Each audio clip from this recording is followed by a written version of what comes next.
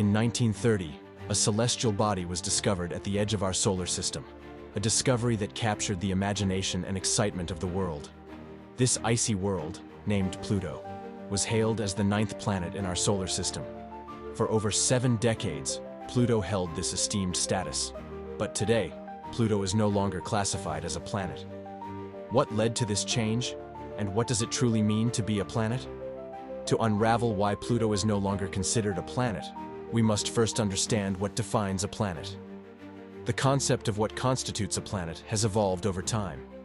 In ancient times, any celestial body that appeared to move relative to the fixed stars was called a planet. This included the sun and moon. As astronomy advanced, these criteria obviously shifted. Fast forward to 2006, when the International Astronomical Union, or IAU, established a clear, 3-part definition of a planet.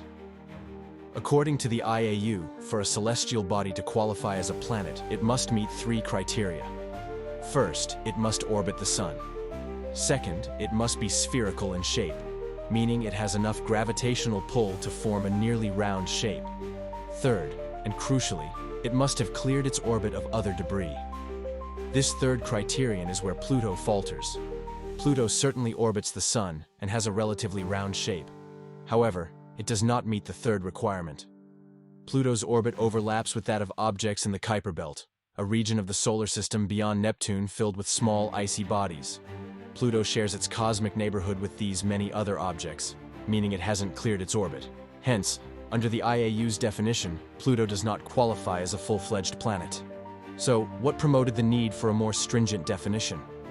The catalyst was the discovery of Eris in 2005, another distant celestial body in our solar system, slightly larger than Pluto. Eris's discovery raised the question, if Pluto is a planet, shouldn't Eris be one too? With potential discoveries of more such bodies, it became evident that our understanding required refinement. Astronomy needed a sustainable definition, lest the list of planets balloon uncontrollably with every new discovery.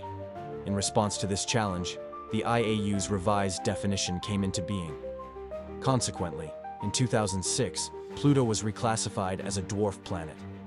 This reclassification wasn't meant to diminish Pluto's significance. Rather, it placed Pluto in a newly recognized category along with Eris, Haumea, Makemake, and Ceres. These bodies, while sharing characteristics with planets, do not dominate their orbits and thus occupy this new category. This change was met with mixed emotions from the scientific community and the public alike. For many, it seemed as though Pluto was unjustly demoted. Yet in scientific terms, reclassification is part of the natural evolution of understanding as new information emerges. It reflects our ongoing quest to classify and comprehend the universe in precise terms. While some may feel nostalgic for Pluto's former planetary status, the reclassification led to increased interest and exploration. For example, NASA's New Horizons mission in 2015 revealed stunning images and crucial data about Pluto, showcasing its complex surface and atmosphere. These findings have enriched our knowledge and appreciation of this icy world. In closing, the story of Pluto's reclassification underscores the dynamic nature of scientific exploration. Defined not by nostalgia, but by clarity and precision, it illustrates how science advances through observation and evidence. While the reclassification initially may seem like a tale of demotion, it is, in reality, a celebration of the depth of inquiry and discovery that drives us to continually redefine our place in the cosmos. Thus, while Pluto may no longer be classified as a planet, its story remains an inspiring chapter in the ongoing narrative of our exploration of the solar system.